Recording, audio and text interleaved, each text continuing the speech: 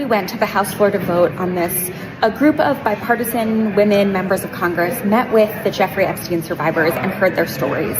And it was so moving and impactful. I'll be honest with you, I was in tears. And it's so easy to lose sight of what this is about in the political gamesmanship and the he said, she said, gotcha. But that's not what this is about. This is about the survivors. This is about them getting justice. And this is about building a country where every kid is safe from grooming and abuse. That's what today's vote is about. Hey folks, I am finally going to the House floor to vote to release the Epstein files. After months and months of secrecy and cover-ups from my Republican colleagues, we at long last have the votes.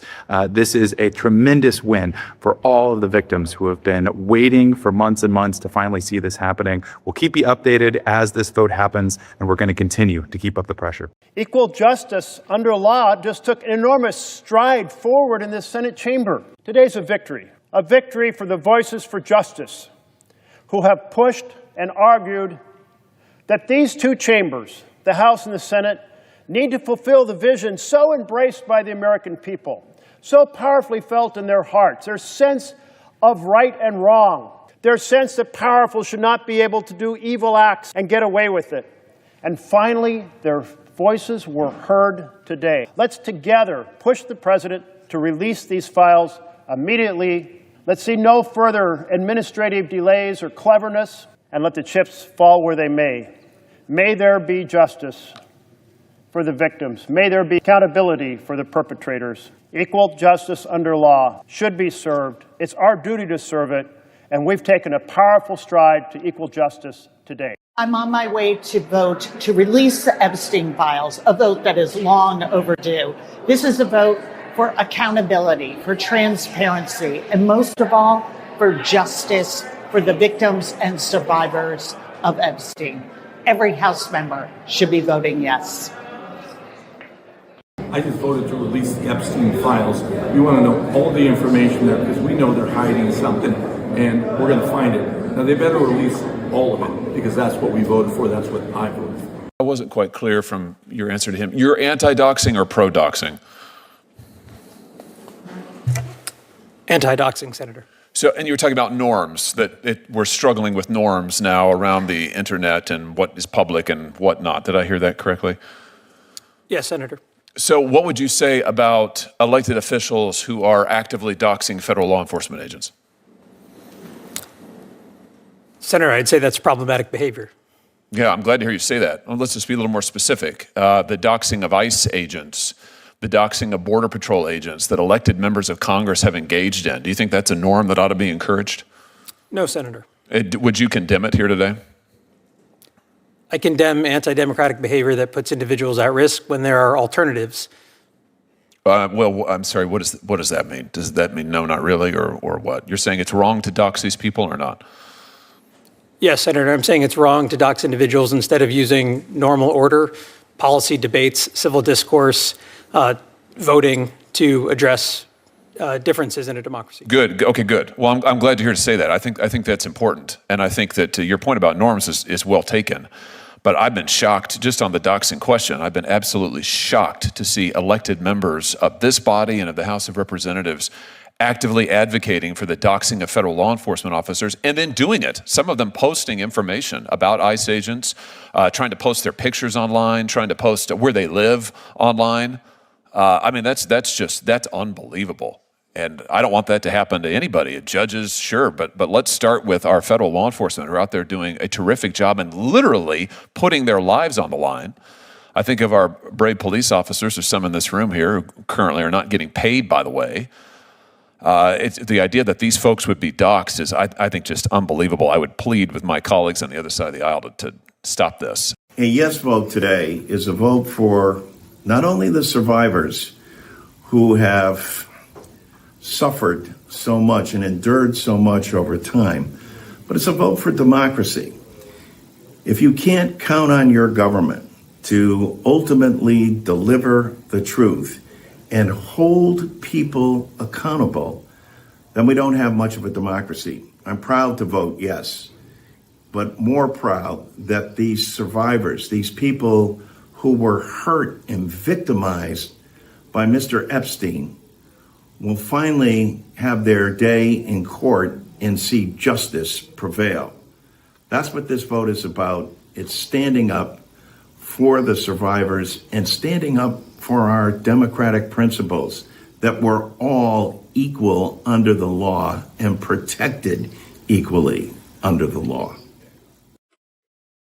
So today's the day we're going to vote on the Epstein files in the House of Representatives to send it over to the Senate. And the president says if he receives it, he will sign it into law. The president could have released these files like this at any moment in time. There didn't need to be all this wait. There didn't need to be all this drama. There didn't need to be what felt like a cover-up. Well, I'm going to say it was a cover-up. And trying to get Republican members to come off the discharge petition. So there's two things going on here that Congress has been working on in the House of Representatives. One is the discharge petition, and that automatically forces a vote if 218 members of Congress signed a discharge petition. So the vote's happening today. The president didn't want to be embarrassed, and he's told all the Republicans in the House, just go ahead and vote for it. I have nothing to cover up. There's still a problem with the Epstein files. The Oversight Committee, Republicans and Democrats, subpoenaed the Department of Justice to turn over records. Mr. President, your Department of Justice hasn't done that. So if you've got nothing to hide, release those files. The other piece that we have to be mindful of is that this is just the first step of what needs to happen. The House has to pass this. The Senate has to pass it. The president has to sign it into law. And just like the president could release the files at any time he wanted to, just as he could demand that his Justice Department supply the materials that the House bipartisanly subpoenaed, we could have the information. So, Mr. President, what's going to happen next? Are you going to make sure these files are released? You can release them today. You can have your Justice Department turn over the compliance of the subpoena that the House had, and those files only go to the House. So, Mr. President, I'm going to be pushing the Senate to take up this vote to release the Epstein files. Hold you to your word, you will sign them, because that's the only way we'll have full transparency is when Congress votes and you sign the release into law. We're watching, Mr. President. Zoe Lofgren here. Today is the vote on the bill to require the release of all of the Epstein files. I think it will pass the House. The question is, will the Republicans that control the Senate even put it up for a vote? And if they do, would the president even sign it? You know, it's worth recalling that a subpoena has been issued to the Department of Justice. They're under a legal obligation right now to release these files. And President Trump could release these files today. So I'm glad that we're having a vote, but the cover-up really makes you think, what's in these files? Now back to Capitol Hill, where the House has just approved a bill to release more Epstein files. North Carolina Republican Congressman Greg Murphy joins me. Good evening, sir. Big vote in one direction. There's only one person who dissented from doing it. Why did you vote to release these files? What's your thinking? You know, Gretchen, what Jeffrey Epstein did was heinous. It was depraved. And I think the American people deserve transparency, accountability for what he did. You know, these victims deserve justice. And this is one step forward to try to bring them that justice. I will tell you, Gretchen, I do have some concerns because, you know, these files are voluminous. They go on and on and on. And just being named does not make you guilty. If you were, you know, if Epstein gave you a tip or something, if you worked at a door or something, doesn't make you guilty of the crime. So, you know, there has to be discernment with all this information.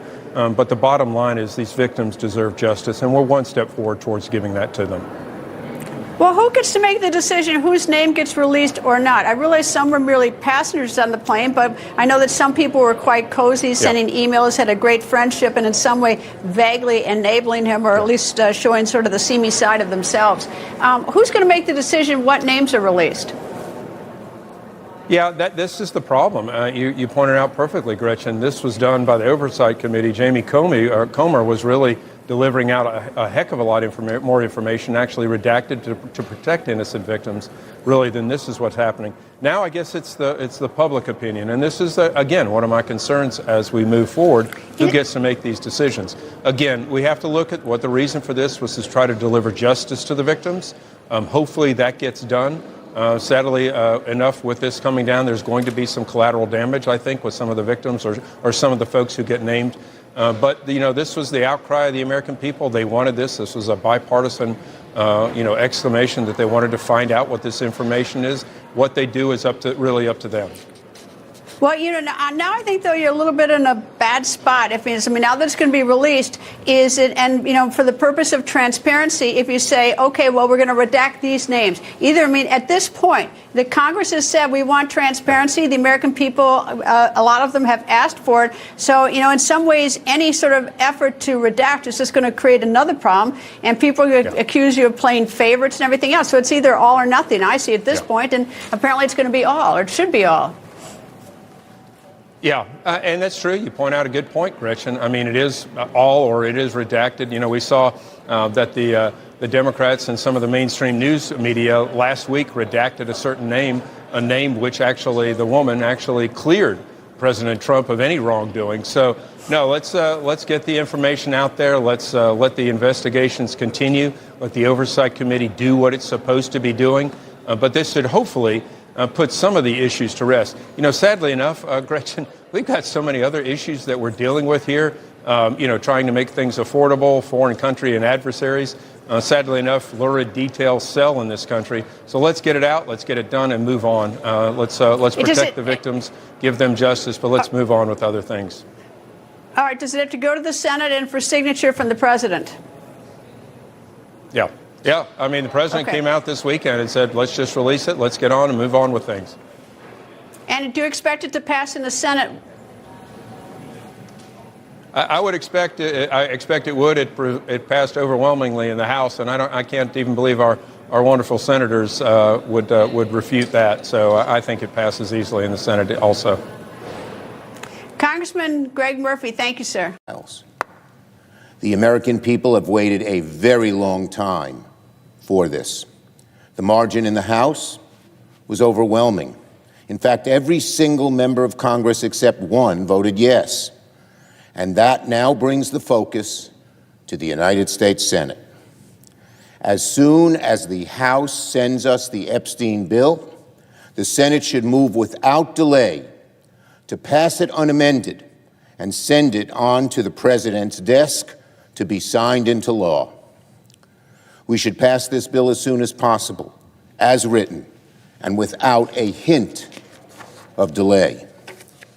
Republicans must not try to change this bill or bury it in committee or slow walk it in any way.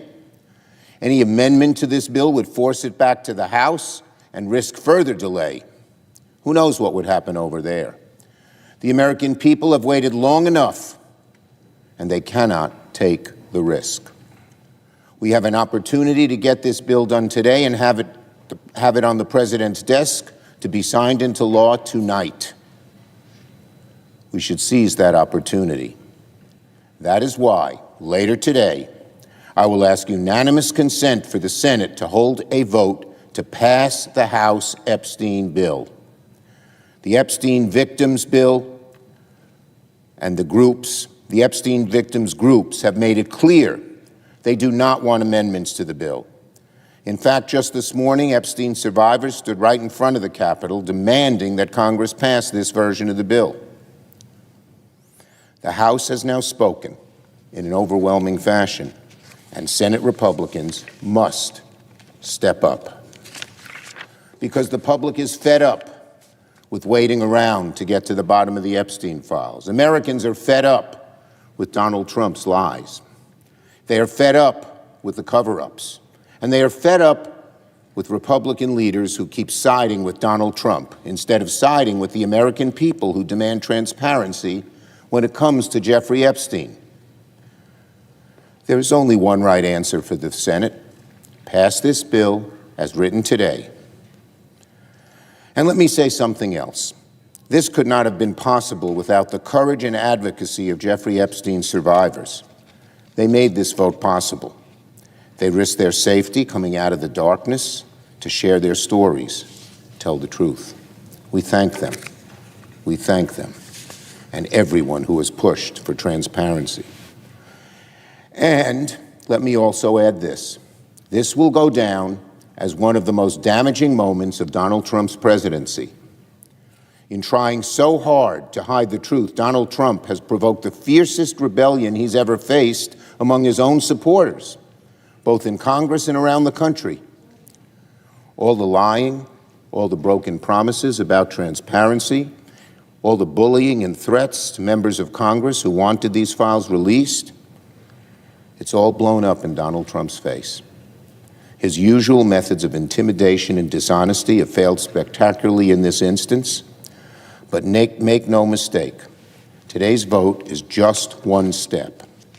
Once the Senate sends this bill to the president's desk, Donald Trump must obey the letter of the law and ensure full transparency regarding the Epstein files. No, we'll give you some of this or not, but not that. Maybe you should see this. There's a reason you can't see that. Anything less than full transparency will be unacceptable in the eyes of the American people. If the president tries to manipulate his way into releasing just some of the Epstein files while deliberately hiding others, the public will see right through it. And their frustration, their distrust in Donald Trump will grow even worse. Before we get to that step, the Senate must finish this job first. We must pass this bill unamended as soon as humanly possible. And I yield the floor to my colleague, Senator Merkley, who's been a great partner as we have pursued finding full transparency with the Epstein files.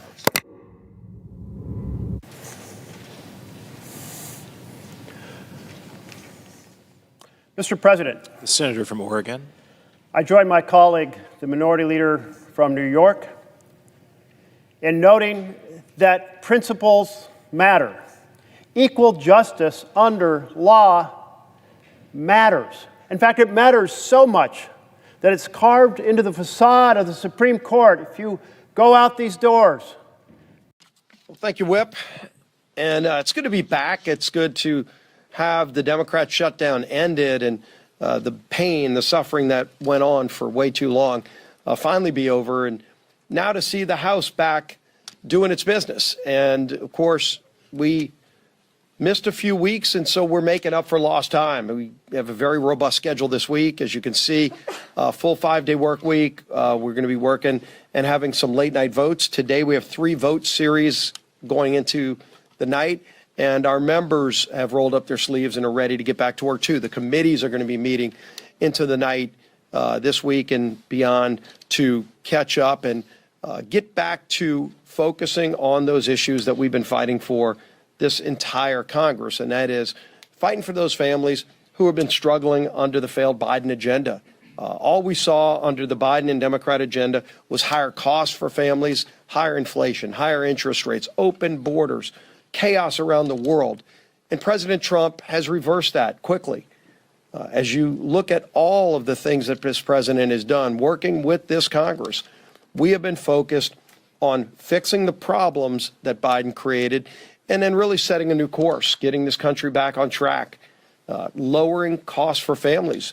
You heard Chairman Guthrie and Congressman Begich talk about this great energy agenda that we're continuing to deliver on. Of course, in the Working Families Tax Cut, so we had a lot of provisions in that bill, in fact, that Congressman Begich himself brought forward to open up areas in Alaska. I walked the Alaskan pipeline in Section 1002 of the North Slope, and to see all of the ability to produce energy in America that had been shut down under Joe Biden. We couldn't even produce the energy we know we have here in America because of stupid policies by the Biden administration.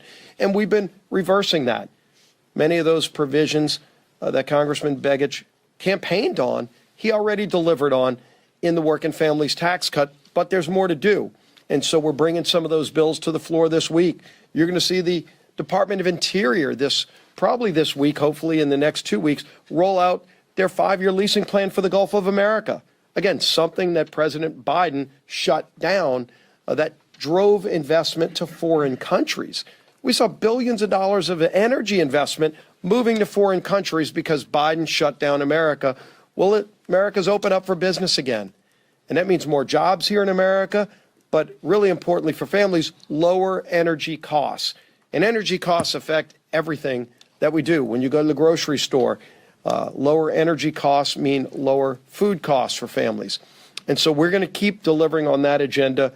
Obviously, this week, it's going to be a very aggressive schedule, and we're going to continue to move bills in the future. Something else the Democrats broke, and we talked about this a lot during the shutdown here at this podium, and that is the healthcare crisis in America. The current law in healthcare is the Affordable Care Act. I think everybody would recognize it. It's unaffordable for millions of American families. And yet they have dumped more families into that plan, and the cost increase are evident. 80% increase in costs for families since Obamacare passed.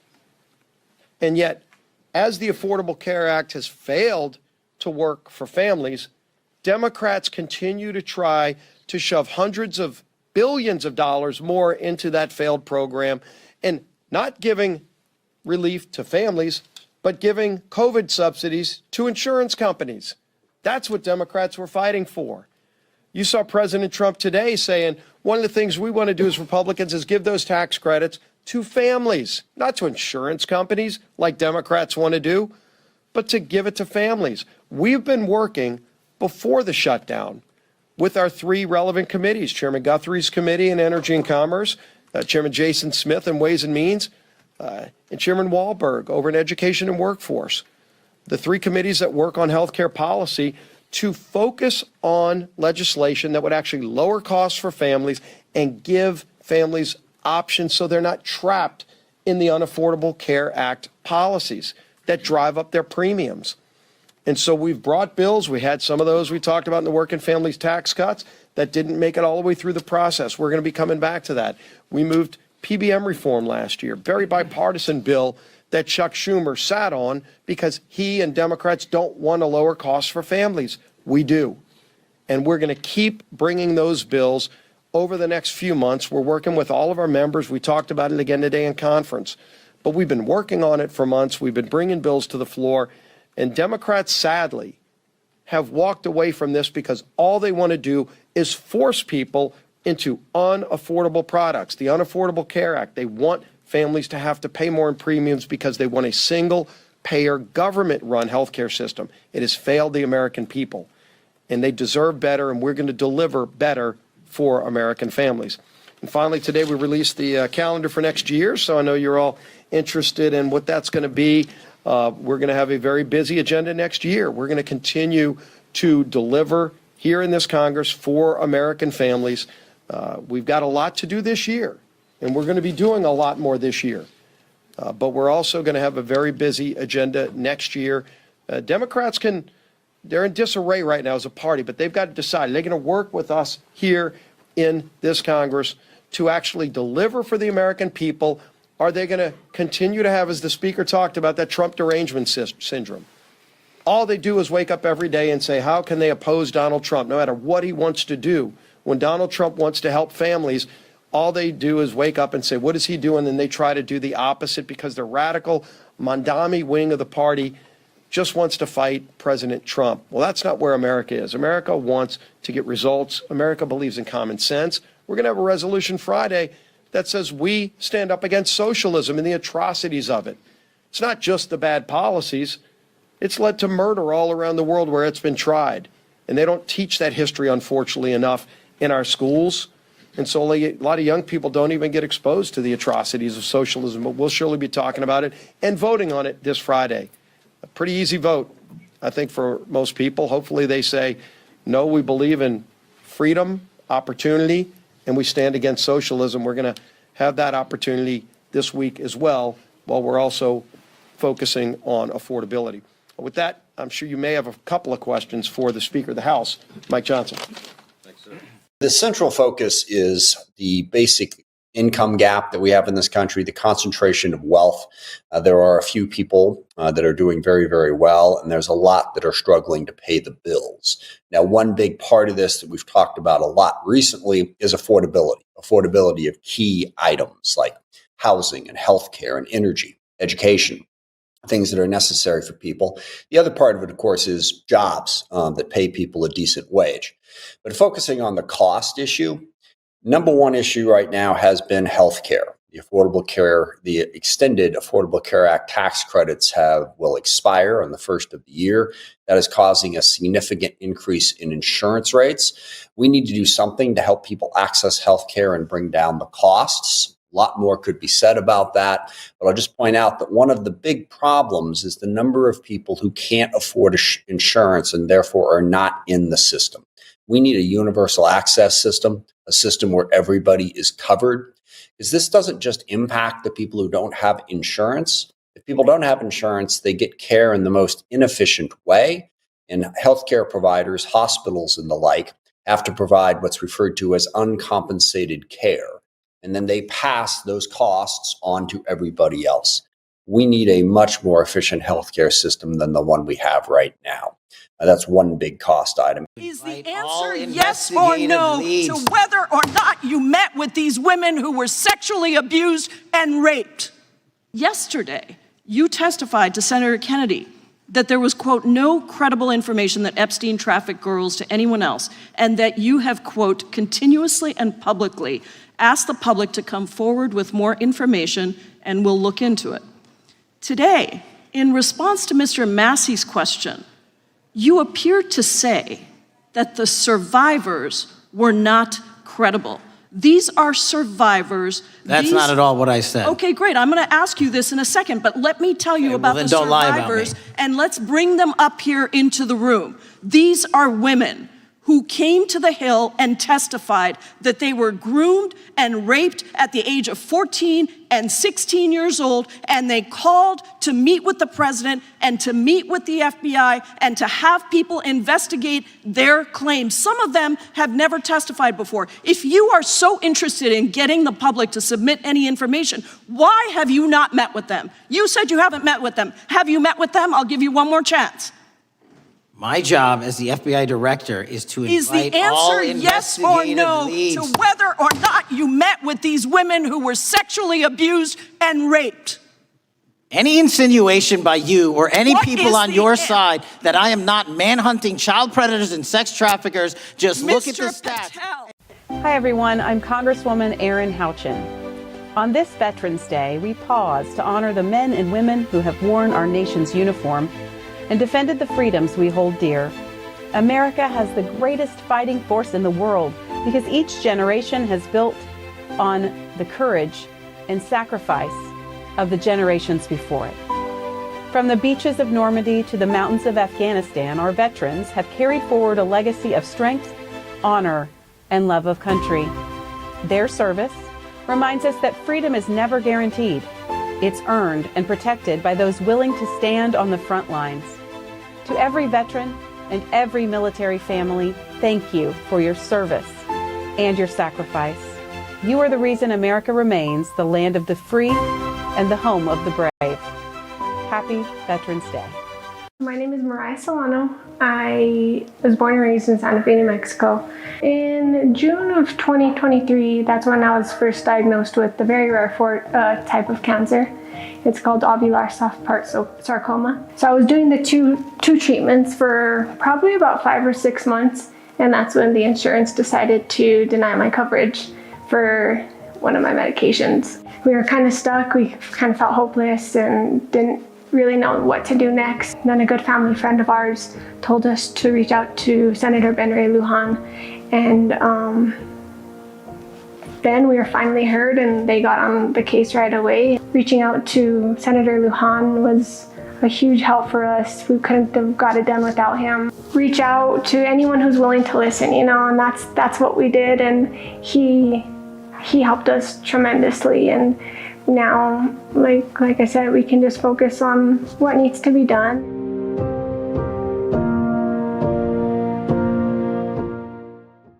Now that the government is open, the House is back in session. This week we'll be voting to unleash American energy dominance by voting on Republican legislation to reverse the over-regulations of the Biden era, expanding American energy production and infrastructure, and voting to lift unnecessary restrictions on liquefied natural gas. Republicans will continue to work to make America energy independent again.